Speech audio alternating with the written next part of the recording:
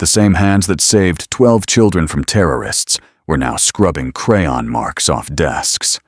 Ryan Mitchell was 36 years old, and he'd learned to keep his head down. Every morning at 7:15, he'd walk his son Tommy through the glass doors of Riverside Prep, a private school where tuition cost $42,000 a year, more than most people's cars.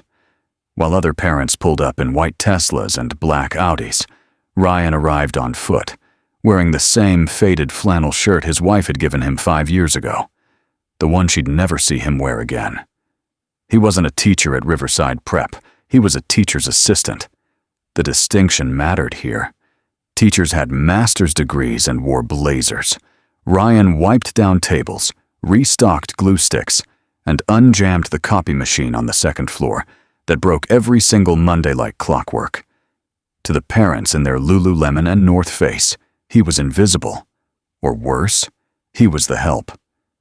But in 3 minutes, that was about to change. Because tonight was the PTA meeting. And tonight, someone was going to read his file. Tommy's hand felt small in Ryan's as they walked through the parking lot that Tuesday morning.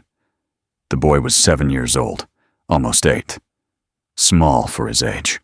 Brown hair that stuck up in the back no matter how much water Ryan used to tame it, and green eyes that looked exactly like his mother's, the kind of green that looked different depending on the light. Jade in the sun, darker when he was sad.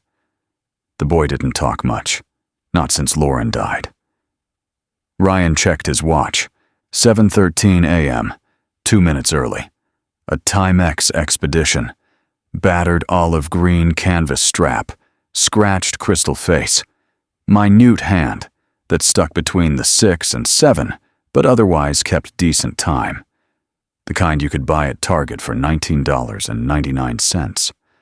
Ryan had owned it for 6 years. It had been to Afghanistan, Iraq, Syria, and the Horn of Africa. It had been Lauren's last gift to him. Tommy noticed the gesture. The way his father's eyes flicked to his wrist, he always did. They passed a white Tesla Model X, pulling into a spot marked Reserved Thornton. The license plate read Mark Garl. Jessica Thornton stepped out in 4-inch designer heels that clicked against the pavement like a countdown. Chanel suit. Cream-colored. Probably cost $3,000. A Hermes Birkin bag in caramel leather hung from her elbow. Ryan had Googled it once out of curiosity. $12,000. For a purse. Jessica was on her phone, laughing at something someone said, voice carrying across the parking lot. She walked right past Ryan and Tommy without acknowledgement, didn't even glance their way. Ryan stepped aside instinctively, pulled Tommy with him. They waited for her to pass before continuing toward the entrance. Tommy looked up at his dad, didn't say anything. But Ryan saw the question in his eyes. "It's okay, buddy," Ryan said quietly. "She's busy."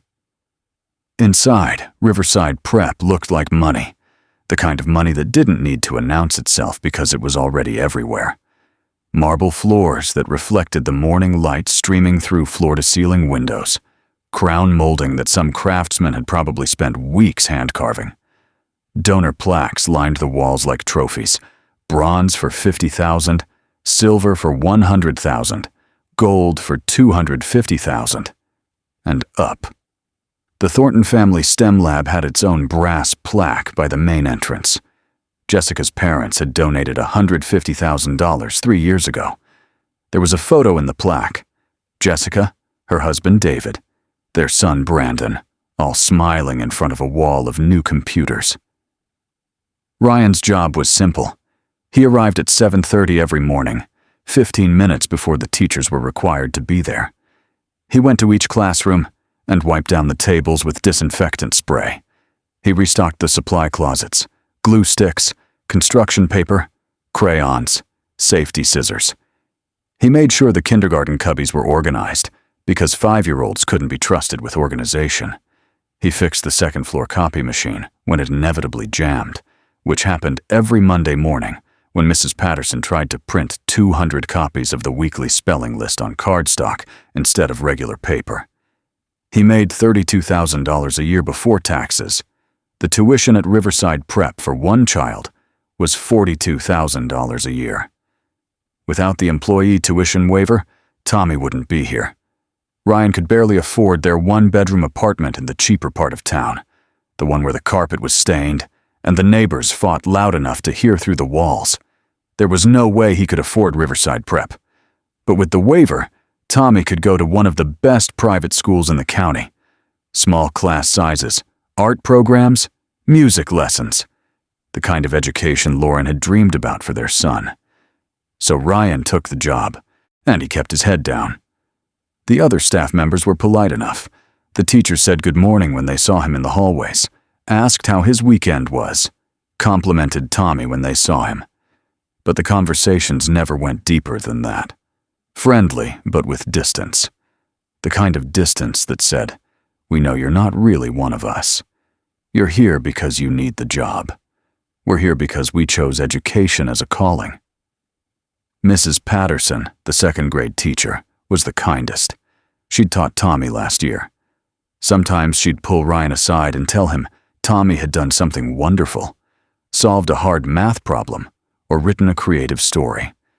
Ryan appreciated that someone saw his son as more than just the assistant's kid. But even Mrs. Patterson kept a certain distance. She didn't invite Ryan to the teacher happy hours on Friday afternoons, didn't include him in the group text chains about curriculum planning or funny student stories. Ryan understood. He wasn't offended. He was used to not belonging. At 3:15 every afternoon, Ryan stood by the front gate and waited. The elementary students came out first, flooding through the doors in a wave of backpacks and lunchboxes and noise. Tommy would emerge somewhere in the middle of the pack, quieter than the other second graders, walking instead of running. When he spotted his dad, that small smile would appear. Not big. Tommy didn't do big anymore, not since his mother died. But enough. They'd walk home together, 15 minutes on foot down Maple Street, past the library and the coffee shop that Ryan couldn't afford, and the park where Tommy used to play when he was younger. Tommy would tell Ryan about his day in one-word answers. "How was school?" "Good." "Learn anything interesting?" "Fractions." "Like it?" "Okay." And Ryan wouldn't push, because he'd learned that pushing never helped. Tommy would talk when he was ready, or he wouldn't. And that had to be okay, too. That afternoon, a Tuesday in October, Principal Edwards caught Ryan in the hallway. Marcus Edwards, 58 years old. Former Marine Corps, though he didn't advertise it the way some veterans did. He'd served from 1985 to 1990. Desert Storm. Came back, got his teaching credential, spent 23 years in education. The last 8 as principal of Riverside Prep. Gray haircut, military short, clean shaven. Spoke softly, but when he talked, you listened. "Ryan," Edwards said, "got a minute?" Ryan stopped restocking the construction paper. "Of course, sir." Edwards smiled slightly at the "sir." Old habits. "PTA meeting tonight, 7 p.m. in the gym. Staff attendance is technically optional, but..." He paused, choosing his words carefully. "I'd like you there." Ryan hesitated. He didn't like crowds, didn't like being looked at. Being in a room full of parents who looked at him like he was just the help. It made his chest tight, made him want to find the nearest exit. "I usually get Tommy to bed by 8, Ryan said. "Routine helps him sleep." "Bring him," Edwards said. "He can sit in the library corner, read, draw, whatever he likes." Jessica Thornton added staffing matters to the agenda. "I have a feeling your name might come up." Ryan's stomach dropped. "Did I do something wrong?" "No." Edwards put a hand on Ryan's shoulder, firm, reassuring. "You didn't do anything wrong. But I want you there anyway." He held Ryan's gaze. "You belong here as much as anyone, Ryan. I need you to remember that." Ryan nodded, though he wasn't sure he believed it. That evening, Ryan made dinner. Spaghetti with butter and Parmesan cheese. Tommy's favorite, and one of exactly 7 meals Ryan could cook without burning. He wasn't much of a chef. Lauren had been the cook in their family. She could make a 4-course meal out of whatever random ingredients were in the fridge. Ryan could make spaghetti, grilled cheese, scrambled eggs, and if he really concentrated, a passable stir-fry. Tommy set the table the way Lauren had taught him when he was 4 years old. 2 plates, 2 forks, 2 glasses of water, 2 napkins folded in half. Never 3 anymore. The TV played low in the background. Bluey, an Australian cartoon about a family of dogs. Tommy was probably too old for it. Most 7-year-olds had moved on to more complex shows. But Tommy liked the episodes where the dad played with his kids, where the family was together and happy and nothing went wrong. Ryan didn't mind. Whatever made Tommy feel safe was fine with him. How was school today, buddy? Okay. Just okay? Or good okay? Tommy shrugged, twirling spaghetti on his fork. We did fractions. Yeah? You like fractions? They're okay. Mrs. Patterson said I'm good at them. Ryan smiled. Your mom was great at math. You definitely get that from her. Tommy looked down at his plate, quiet for a moment. Then his eyes moved to Ryan's wrist, to the watch. He reached across the table, touched it with one finger, light against the worn canvas strap. Mom gave you that, Tommy said. Not a question, a statement. He'd asked about it before.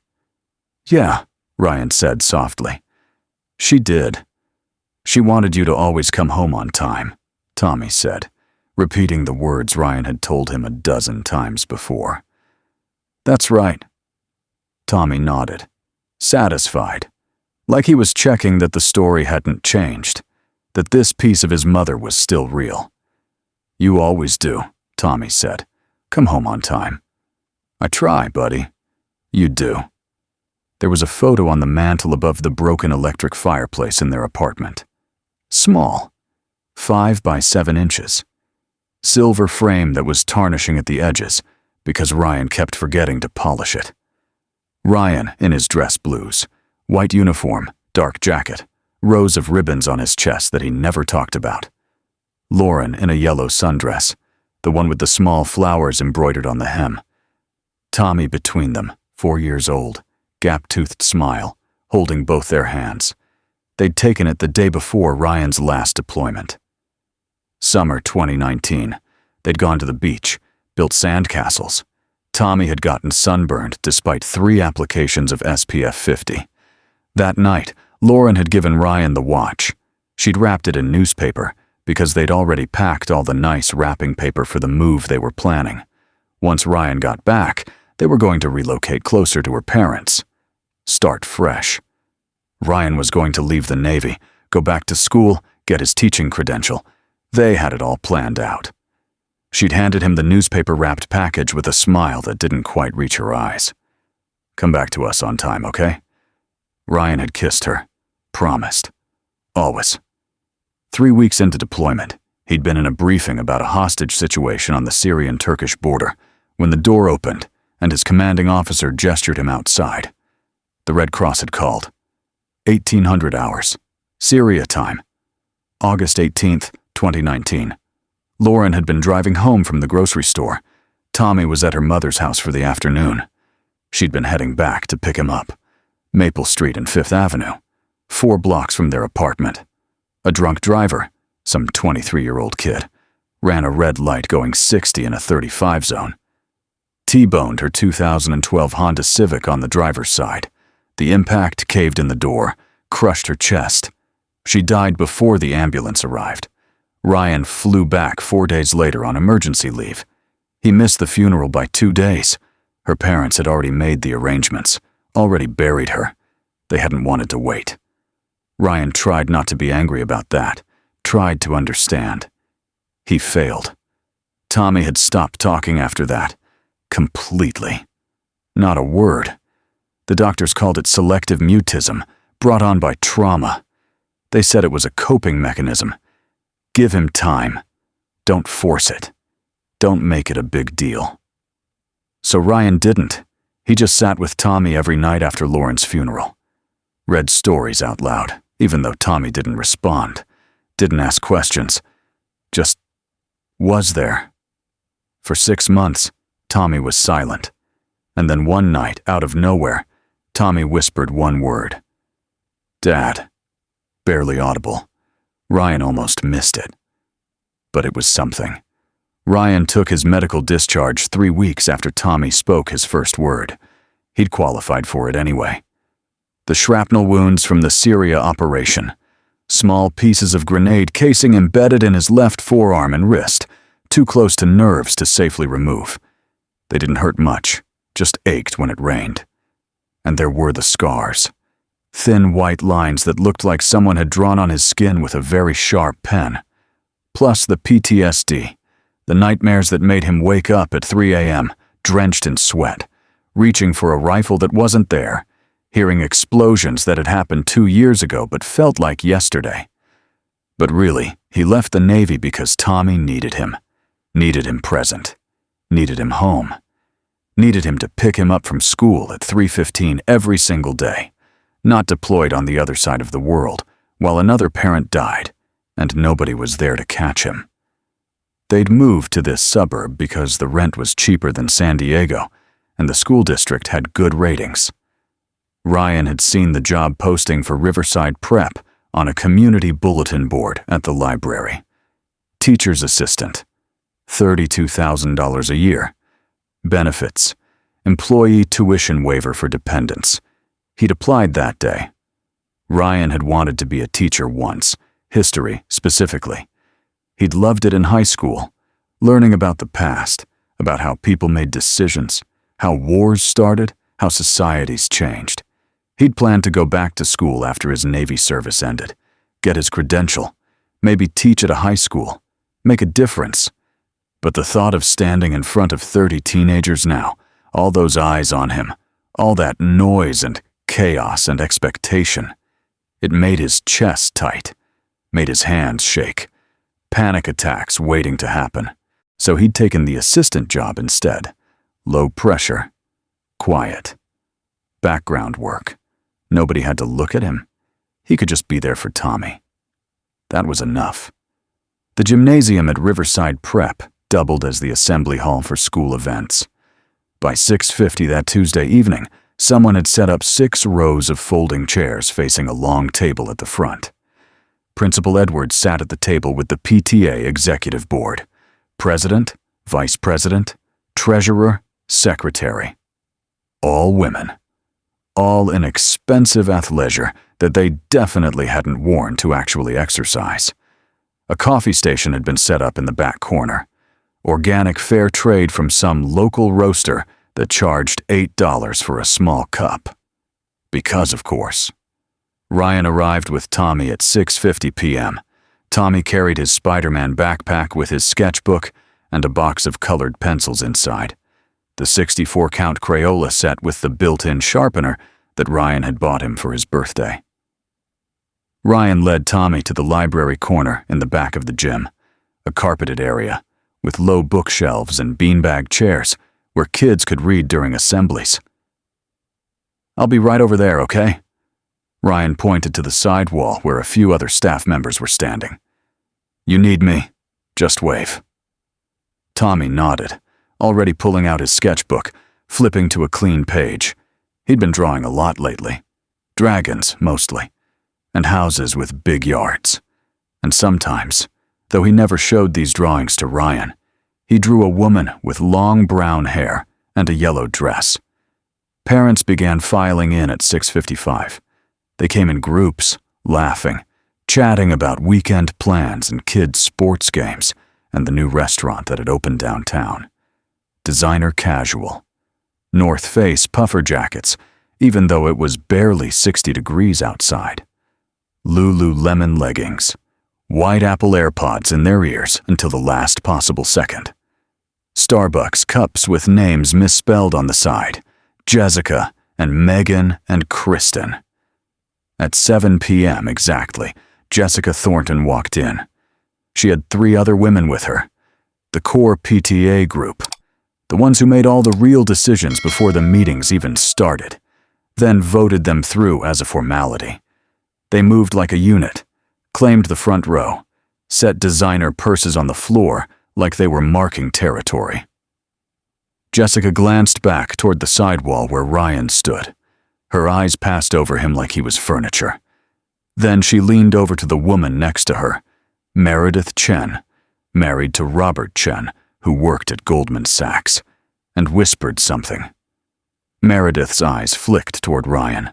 She smiled, not a kind smile. Both women looked away. Ryan stared at the floor, felt heat creep up his neck. He checked his watch. 7:02 p.m. 48 minutes until Tommy's normal bedtime. 48 minutes of being in this room with these people who looked at him like he was a stain they couldn't quite scrub out. He could do 48 minutes. Principal Edwards stood at the front table, cleared his throat. The room quieted immediately. Good evening, everyone. Thank you all for coming tonight. I know it's a Tuesday and everyone's busy, so let's try to keep this efficient.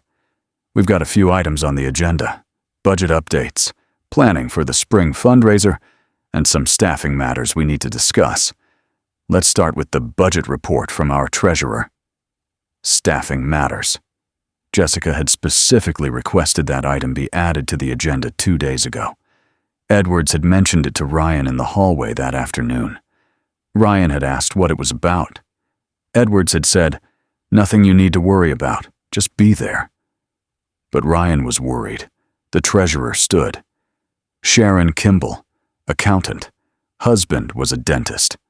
She pulled up a PowerPoint presentation on the projector screen and began walking through spreadsheets.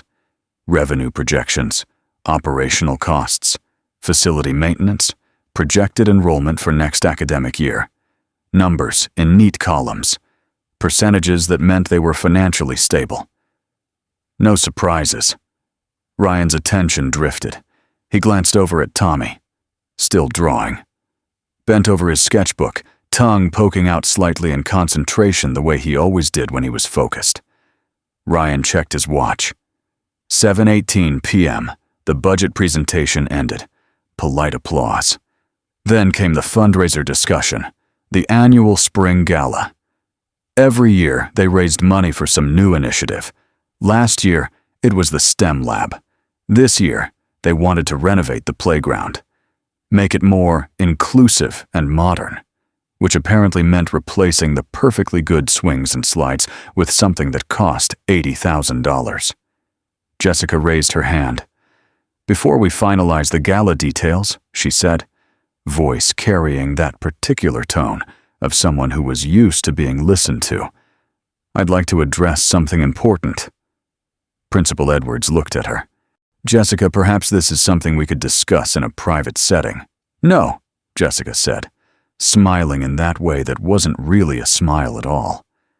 "I think it's important that everyone hears this. It's about school culture, about standards." The room perked up. Parents shifted in their seats. This was the interesting part. This was gossip dressed up as concern for children.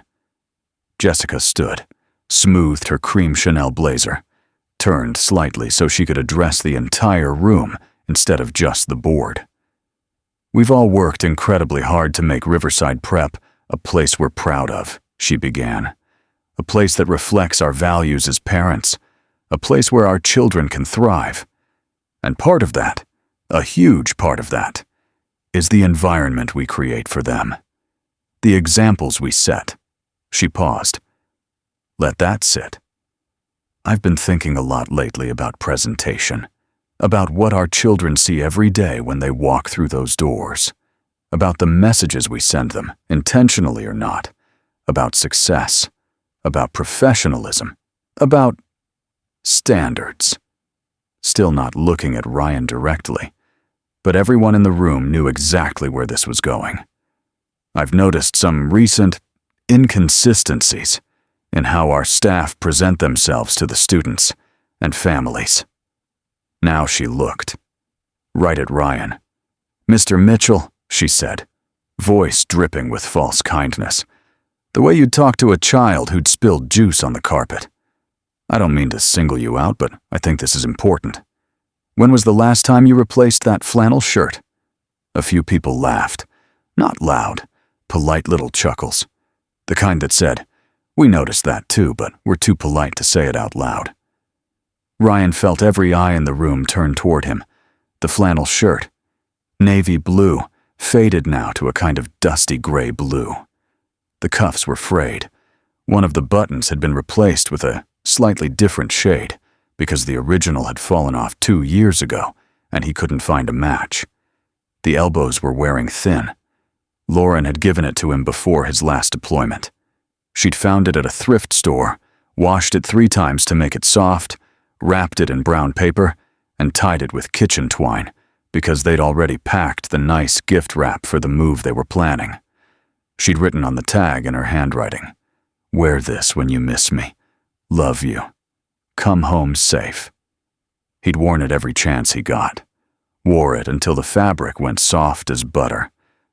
Wore it until it felt like wearing a hug.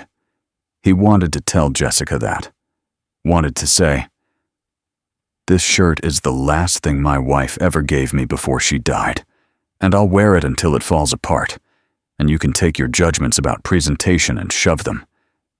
But he didn't, because that would sound defensive, weak, emotional. So he said nothing. His jaw tightened. That was all. Jessica turned back to the crowd, satisfied that she'd made her point. "See, this is exactly what I mean. Standards. We charge $42,000 a year for our children to attend Riverside Prep. $42,000.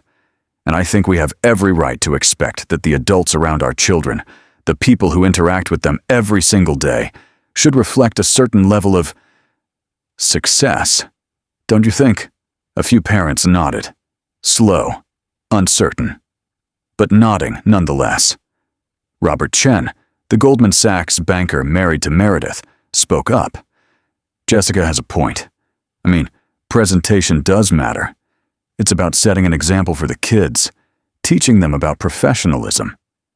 "Exactly," Jessica said. "It's not about being shallow. It's about standards, about what we're teaching our children to value." Another parent, Ryan didn't know her name, but she drove a black Range Rover with custom rims, chimed in. "If we're going to position Riverside Prep as a top-tier institution, shouldn't everyone who works here look the part?" Murmurs of agreement. Ryan stood against the wall, hands shoved in his pockets, staring at the floor. He could feel Tommy watching from the library corner. Hoped Tommy couldn't hear this. Hoped he was too absorbed in his drawing. Jessica wasn't done. She took a breath, prepared for the killing blow. "And speaking of standards," she said, voice softening into that fake sympathetic tone people used when they were about to say something cruel but wanted to pretend they cared. "I think we also need to consider family situations." Principal Edwards stood. "Jessica," she talked over him. "Mr. Mitchell, where is Tommy's mother? I don't think I've ever seen her at pickup, or drop-off, or any school events for that matter." The room went completely silent. Even the people who'd been nodding along looked uncomfortable now. Ryan's breath caught. His hands, the same hands that had diffused IEDs in Fallujah, sutured wounds under enemy fire, carried wounded teammates across 100 meters of open ground, started to shake. He pulled them from his pockets, crossed his arms so no one would see. "My wife passed away," he said, quiet, controlled. Each word measured. Jessica's face shifted, eyebrows raised, mouth forming a perfect O of surprise that didn't quite reach her eyes. "Oh," she said. "Oh, I'm so sorry. I had no idea. That must be—" She trailed off, shook her head like she was overcome with sympathy. "That must be incredibly difficult for you. For Tommy." There was a pause. Then, "But honestly, that's exactly my point. That's precisely why we need to make sure Tommy has stable, professional role models around him during the school day. Children from challenging home situations need extra support, extra structure. Translation: your kid is damaged goods, and you're a mess, and we don't want either of you here. Several parents shifted uncomfortably. A few looked down at their laps, but no one spoke up. No one said, "Jessica, that's enough. That's cruel. That crosses a line." They just sat there. Ryan was completely alone. He glanced at his watch. 7:31 p.m. Every second felt like an hour. In the library corner, Tommy had stopped drawing. His colored pencil, sky blue, number 42 in the 64-count set, hovered over the paper. Not moving. He'd heard everything. His hands gripped the edges of his sketchbook so hard the cardboard cover started to bend.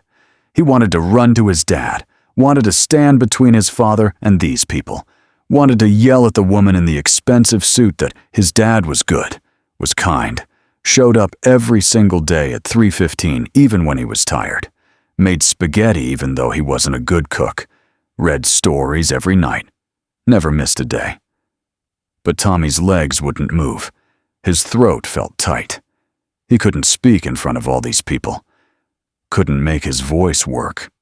Instead, he reached into his backpack, into the small front pocket where he kept his treasures, pulled out an Altoids tin, the red kind, wintergreen flavor, empty now except for the things that mattered. Inside, 3 Pokémon cards, a smooth black rock from the beach they'd visited 2 years ago, a photo of his mom, wallet-sized, corners bent from being touched too many times, and a Marine Corps badge, small, metal, the size of a quarter, eagle, globe, and anchor. His dad had shown it to him once, explained what it meant. The eagle represents the proud nation we defend. The globe signifies our worldwide presence. The anchor stands for our naval heritage. Tommy held the tin, didn't open it yet, just held it tight. Principal Edwards stood at the front table. His voice was firm now, not gentle. "Jessica, I think we should table this discussion for another time." But Jessica Thornton hadn't gotten to be CEO of an $8 million marketing firm by backing down. "Actually, Principal Edwards, with all due respect, I'd like to make a formal request." She turned to face the full board. "I think we need to have a serious conversation, in executive session if necessary, about whether someone in Mr. Mitchell's current situation is the right fit for Riverside Prep, for the children's sake." Situation. The word hung in the air like poison. Poor, unstable, tragic, broken, whatever you wanted to project onto it. "I'm not saying Mr. Mitchell is a bad person," Jessica continued, voice dripping with false reasonableness. "I'm sure he's trying his best. But we have a responsibility to these children, to their families. And I think we need to seriously consider whether this is the right environment for him, whether he can maintain the standards we've worked so hard to establish." Murmurs around the room, some uncomfortable, some agreeing. Ryan opened his mouth, about to speak, about to resign right there, because clearly that's what they wanted, and he didn't have the energy to fight. "Mrs. Thornton, I understand your concerns. If the board thinks it's best, I can—" "Mr. Mitchell!" Principal Edwards's voice cut through the room like a blade. Everyone went quiet. "Please sit down. You're not going anywhere." Ryan froze. Edwards stood, slowly, deliberately, walked to the front of the gym, each step measured. The room fell into complete silence. His presence commanded it. Years of military training, years of leading schools, years of knowing when to be gentle and when to be steel. He stopped at the table, reached down, pulled a manila folder from his leather briefcase, set it on the table with a soft thud that somehow sounded very loud. He looked at Jessica. "You mentioned Mr. Mitchell's background," Edwards said. His voice was quiet, controlled, dangerous in its calmness. I think it's time everyone in this room understood exactly what that means." Jessica's face paled slightly. Edwards opened the folder. Pages rustled in the silence. "When Ryan applied for this position 2 years ago, he didn't include this information in his resume. Didn't mention it in his interview. I only found it during the mandatory background check we run on all employees who work with children." He held up a document. Official letterhead. Government seal visible even from the back rows. It's a military service record, an honorable discharge summary, and some additional documentation. Parents leaned forward in their seats. Ryan stared at the floor. His jaw was tight. Hated this. Hated being seen. Hated the spotlight. This was worse than the humiliation. At least when they mocked him, he could stay invisible. Edwards began to read. His voice was measured, factual. No emotion, just facts. Ryan Mitchell, United States Navy. Enlisted April 2011. He paused. Let that sink in. Graduated BUDS Class 289. A few parents looked confused. One dad in the third row, Mark Davidson, the lawyer, sucked in a sharp breath. He knew what that meant. Edwards continued, looking up to explain for those who didn't know. Bud S. Basic Underwater Demolition/SEAL Training. Another pause. It's a 6-month program. They start with around 120 candidates. The completion rate is approximately 25%. 3/4 of the candidates quit, or are removed for medical reasons, or failure to meet standards. You could hear people breathing. Mr. Mitchell specialized in hostage rescue and maritime counterterrorism operations. Over the course of 8 years, he was deployed 4 times. Afghanistan, Iraq, Syria, Horn of Africa. Edwards flipped a page. During his service, he received 3 meritorious service medals, 2 combat action ribbons, and a humanitarian service medal for his work building schools in Afghanistan. He set down that page, picked up another. But there's one operation in particular I want to tell you about. The room was absolutely silent. August 2019, Syrian-Turkish border. U.S. intelligence confirmed that 12 children, ages 4 to 14, were being held by ISIS remnants in a fortified compound outside the village of Ras Al Ain. The children had been kidnapped from refugee camps over a period of 6 months. They were being used as leverage, as shields, as bargaining chips. Jessica's hand went to her mouth. Edwards kept reading. Mr. Mitchell's SEAL team was assigned the extraction. It was voluntary, high risk. They went in at night. The operation lasted 18 hours. Heavy fire, explosives, sustained engagement. He looked up from the page, looked directly at Ryan, who still wouldn't meet his eyes. Mr. Mitchell's team breached the compound. He personally breached the door to the room where the children were being held, covered their evacuation under fire, and when an enemy combatant threw a grenade into the hallway where the children were escaping, Edwards stopped, let the silence sit. Ryan Mitchell stepped between the grenade and those children, took the blast. Shrapnel embedded in his left forearm and wrist. Here. He pointed to his own wrist. Several people looked at Ryan's wrist, hidden under his flannel sleeve. All 12 children survived, not one casualty. Mr. Mitchell was the only member of his team injured in the operation. Someone in the crowd gasped softly. Edwards set down the page, picked up another document.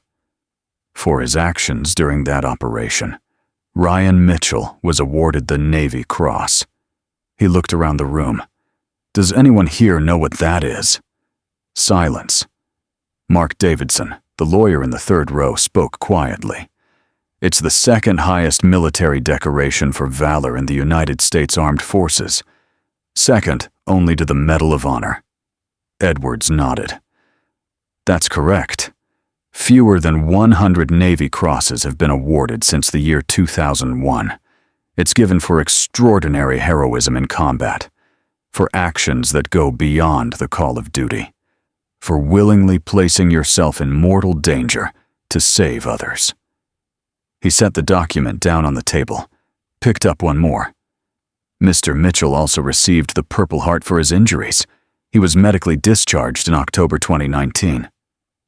Edwards closed the folder, looked at Jessica. But that's not why he left the Navy. He left because 2 weeks before that operation in Syria, his wife Lauren was killed by a drunk driver on Maple Street. She died instantly. Ryan was 8,000 miles away when it happened. He couldn't get home in time for the funeral. Jessica looked like she'd been slapped.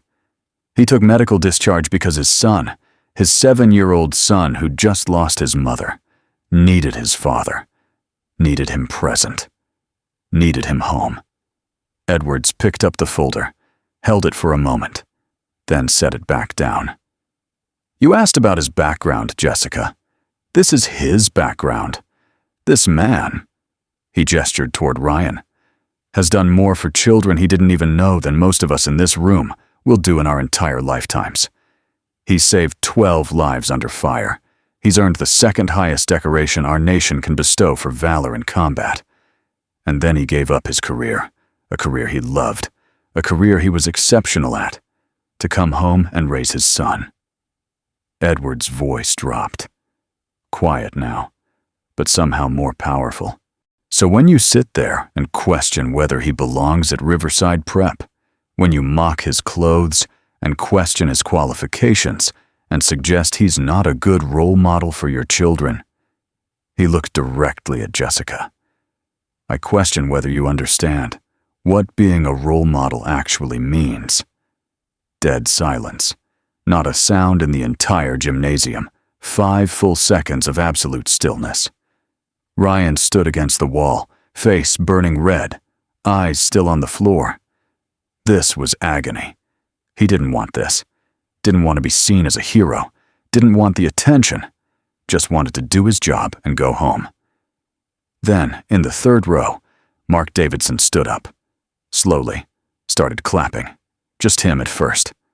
Alone. Then the person next to him stood, started clapping. Then another, and another. Within 10 seconds, the entire room was on their feet, applauding, some people with tears in their eyes. Ryan finally looked up, overwhelmed, confused, deeply uncomfortable. Principal Edwards met his eyes, nodded slightly. You can acknowledge them, son. Ryan stood there for a moment, frozen, then gave a small nod, barely perceptible. Thank you, he said quietly, though no one could hear him over the applause. But I'm just trying to do my job. He checked his watch instinctively. 7:52 p.m. The applause continued for another 10 seconds, then began to fade. People sat back down. Jessica Thornton sat frozen in her chair, face red, eyes wide. Her friends, the core PTA group, were clapping around her. Meredith, Sharon, Linda, all standing, applauding. Jessica couldn't join them. Her ego wouldn't let her. But she couldn't leave either. Too obvious, too cowardly. So she just sat there, trapped. Robert Chen, her husband's colleague from Goldman Sachs, leaned over from 2 seats away. Did you know about any of that? Jessica shook her head. Couldn't speak. Behind her, someone whispered, not quietly enough. Oh my God, she just attacked a war hero. The applause finally stopped. Parents began approaching Ryan, one by one. Handshakes, apologies. I'm so sorry for your loss. Thank you for your service. I should have said something earlier. I'm sorry I didn't. Mark Davidson shook Ryan's hand firmly. My brother's army. Served in Afghanistan. He'd be honored to meet you. An older woman, grandmother of a kindergartner, had tears in her eyes. My husband was a Marine. Vietnam. He'd have been proud to serve with you. Ryan accepted the thanks graciously but stiffly. He didn't know how to take compliments. Never had. I appreciate that, ma'am. But really, I'm just here for Tommy. That's all. Another parent. Is there anything we can do for you? For Tommy? No, thank you. We're okay. But they kept coming. Keep thanking him. Keep apologizing. And across the gym, Jessica Thornton stood, grabbed her mess purse, didn't say a word to anyone, walked toward the exit. Her heels clicked on the marble floor, loud in the new silence. No one stopped her. No one said, "Wait, let's talk about this." They just watched her go. The door closed behind her with a soft click. Symbolic. Her power. The power she'd wielded for 3 years as PTA vice president, as the woman who donated more money than anyone else, as the CEO who intimidated people with her success, had evaporated in 10 minutes. Tommy had been watching everything from the library corner. He'd stopped drawing when Principal Edwards started reading the folder, listened to every word. His dad had saved 12 kids. His dad was a hero. Tommy had always known his dad was brave, but he hadn't known this, hadn't known the details. Now everyone knew. Tommy closed his sketchbook, put his colored pencils back in the box, stood up, walked toward the front of the gym. Small, quiet. 7 years old in a Spider-Man t-shirt and jeans with grass stains on the knees. Parents noticed him moving, whispered, "That's his son." Ryan saw Tommy coming, immediately concerned. "Buddy, you okay? Do you need—" Tommy shook his head, reached into his pocket, pulled out the red Altoids tin, opened it carefully, took out the Marine Corps badge. Eagle, globe, and anchor, small and metal and perfect, held it out to Ryan. Ryan looked confused. "Tommy, that's yours. I gave it to you." "You should have it tonight," Tommy said. His voice was quiet, but clear, steady. Then Tommy turned to face the crowd. This was the hardest thing he'd ever done. Harder than his mom's funeral, because then he hadn't had to speak. Harder than the first day back at school after she died. Harder than anything. But he had to do it. His voice was small. But in the quiet gym, everyone could hear. "Miss Jessica asked where my mom is." He paused, swallowed hard. "She's in heaven." Another pause. "But my dad is here." Tommy looked up at Ryan, his dad, who'd come home, who picked him up at 3:15 every single day, who made spaghetti even though he wasn't a good cook, who read stories every night, who never, ever broke a promise. And he's the bravest person I know. Simple. 6 words. But they landed like thunder. Ryan's eyes filled with tears. He dropped to his knees, eye level with Tommy. "Buddy, His voice cracked. "I'm sorry, I wasn't there when Mom—" Tommy shook his head, put his small hand on Ryan's shoulder. "You're here now, Dad. That's what Mom wanted. Call back to the watch, to Lauren's last gift. Come home on time." Ryan pulled Tommy into a hug, tight, the kind of hug that says everything words can't say. And all around them, grown adults were crying. Mrs. Patterson, Tommy's second-grade teacher, wiping her eyes with a tissue. Mark Davidson, the lawyer with the Army brother, looking away and blinking hard. The grandmother, whose husband had been a Marine, openly sobbing. This wasn't about medals. This wasn't about heroism in Syria or Navy crosses or military service. This was about a father showing up. Every single day. Even when it was hard. Especially when it was hard. Principal Edwards turned away, walked a few steps toward the wall, wiped his face with the back of his hand. The meeting adjourned shortly after that. There was no vote on staffing matters, no further discussion. Jessica's agenda item died in silence. Parents lingered for a few minutes. Some still wanted to talk to Ryan, but most gave him space. Let him have this moment with his son. Ryan stood, Tommy's hand in his, the Marine Corps badge still in his other hand.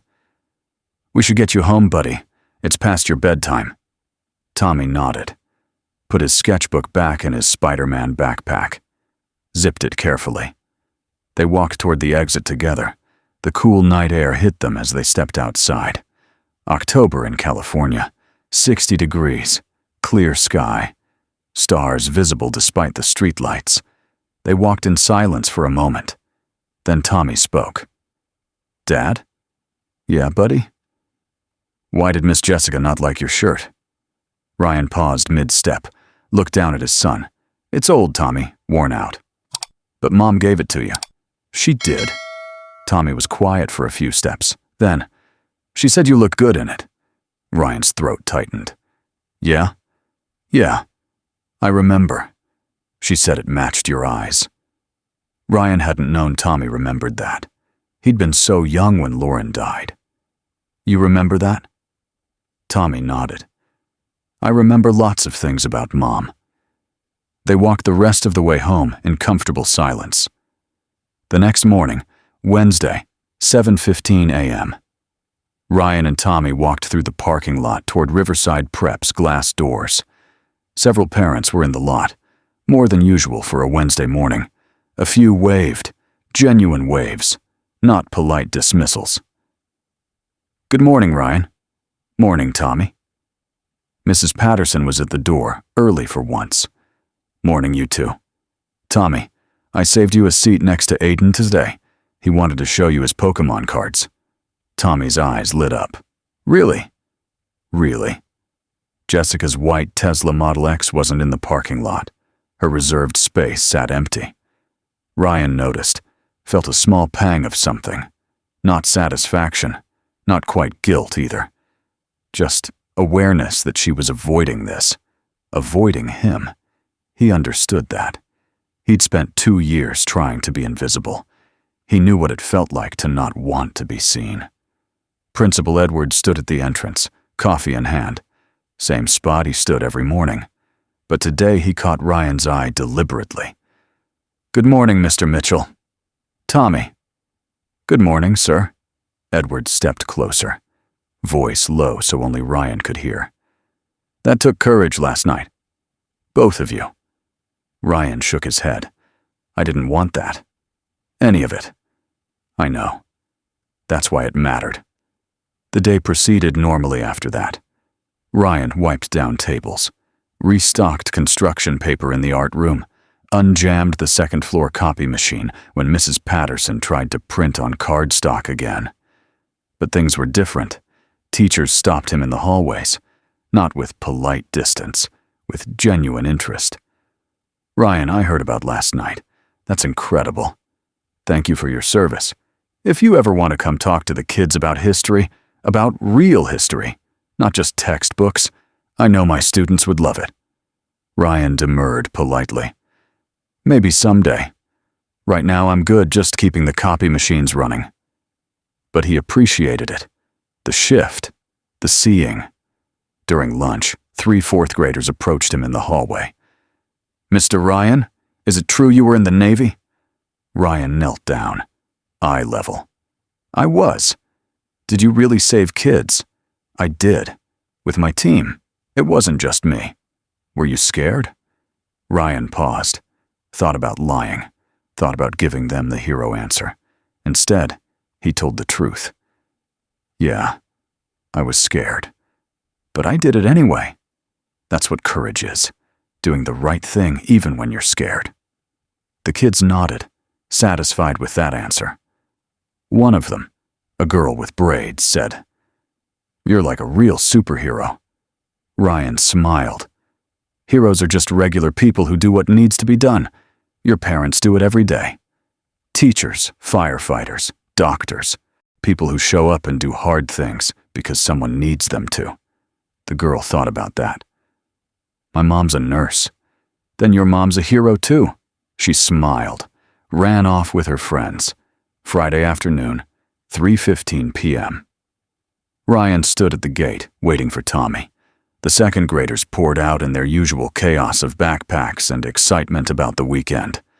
Tommy emerged in the middle of the pack. Spotted his dad. That small smile appeared. But this time, he ran. Actually ran. Ryan's chest tightened with surprise and joy.